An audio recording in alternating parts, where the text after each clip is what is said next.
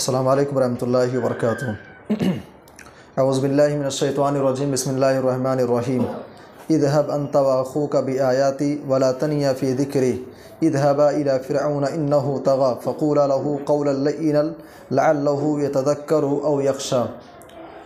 معزز سامعین کرام، حضرت موسیٰ علیہ السلام کا تذکرہ چل رہا تھا۔ حضرت موسیٰ علیہ السلام کو جب اللہ تبارک و تعالیٰ نے نبوت کی ذمہ داری ان کے سر پر ڈالی، جب ان کو نبوت سے سرفراز کیا اور ساتھ ہی ساتھ ان کے بھائی ہارون کو بھی اللہ نے نبوت سے نوازا، اس کے بعد اللہ نے فرمایا کہ اذهب انت واخوک بآیاتی، اے موسیٰ تم اور تمہارے بھائی جو ہے جاؤ۔ کہاں جاؤ؟ فرعون کے پاس۔ ولا تنیا فی ذکری، فرعون کے پاس جاؤ اور فرعون کے سامنے جا کر کے توحید کی دعوت کو پیش کرو۔ حضرت موسیٰ علیہ السلام جو ہے اپنے بھائی کے ساتھ میں فرعون کے دربار میں پہنچ جاتے ہیں، اور اس کے بعد فرعون کے سامنے جا کر کے اللہ تبارک و تعالیٰ کی دعوت کو، توحید کی دعوت کو اس کے سامنے پیش کرتے ہیں۔ قرآن حکیم کہتا ہے قال ربنا اننا نخاف ان یفرط علینا او ان یطغی۔ جب اللہ نے موسیٰ اور ہارون سے کہا کہ جاؤ، تو حضرت موسیٰ و ہارون نے کہا کہ اللہ ہمیں اس بات کا ڈر ہے کہ فرعون ظالم ہے، اس کے پاس جائیں، کہیں ایسا نہ ہو کہ ہمارے ساتھ وہ زیادتی کرے۔ اللہ نے کہا کہ ڈرو نہیں، قال لا تخافا اننی معکما اسمع و ارى، ڈرنے کی بات نہیں ہے، جاؤ میں تمہارے ساتھ ہوں، تمہاری باتوں کو سننے والا ہوں، تمہاری نگرانی کرنے والا ہوں۔ فَأْتِيَاهُ فَقُولَا إِنَّا رَسُولَ رَبِّكَ، حضرت موسیٰ علیہ السلام جو فرعون کے پاس گئے، کہتے ہیں کہ اے فرعون اِنَّا رَسُولَ رَبِّكَ، ہم اللہ کے بھیجے ہوئے پیغامبر ہیں، اللہ کے بھیجے ہوئے رسول ہیں۔ فَأَرْسِلْ مَعَنَا بنی اسرائیل، ہمارے بنی اسرائیل کو، جس کو تو اپنا غلام بنائے ہوئے ہے، بنی اسرائیل کو چھوڑ دے، بنی اسرائیل کو ہمارے حوالے کر دے، بنی اسرائیل کو ہمارے ساتھ جانے کی اجازت دے دے۔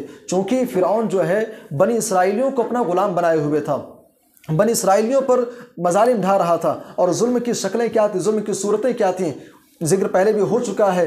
فرعون جو ہے اتنا بڑا ظلم فرعون نے ان کے اوپر ڈھایا تھا کہ ان کے معصوم بچوں کو اس نے قتل کیا تھا، ان سے کھیتی باڑی کے کام تو لیتا ہی تھا اور ساری چیزیں کرتا تھا۔ بنی اسرائیل کے ساتھ اس کا سب سے بڑا ظلم یہ تھا کہ اس نے ان کے بچوں کو مارا تھا۔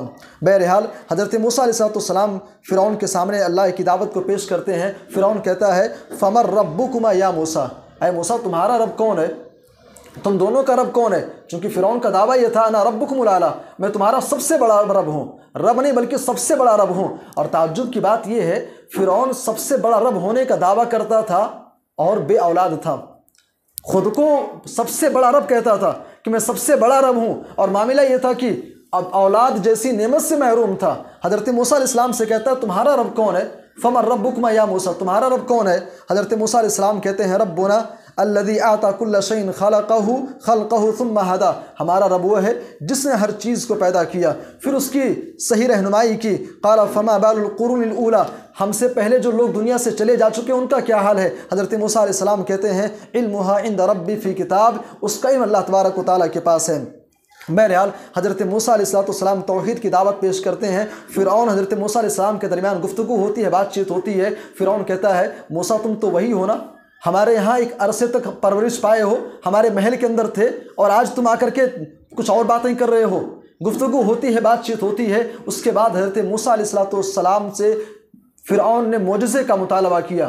قرآن حکیم کہتا ہے کہ حضرت موسیٰ علیہ السلام کو اللہ نے جو معجزہ عطا کیا تھا، لاٹھی کو فرعون کے دربار میں پھینکتے ہیں، لاٹھی اژدہے کی صورت اختیار کر لیتا ہے، اپنے ہاتھ کو گریبان میں ڈالتے ہیں، اور جب باہر نکالتے ہیں تو روشن چمک رہا ہوتا ہے۔ یہ دونوں معجزات جب حضرت موسیٰ علیہ السلام نے فرعون کے دربار میں پیش کیے، ان کو دیکھنے کے بعد بھی فرعون جو ہے ان کی باتوں کو نہیں مانا، بلکہ معاملہ یہاں تک پہنچ گیا کہ اے موسیٰ تم اپنی جادوگری کے ذریعے سے یہاں کے لوگوں کو بھڑکانا چاہتے ہو، ہماری سرزمین سے، ہمارے علاقے سے ہم کو نکالنا چاہتے ہو۔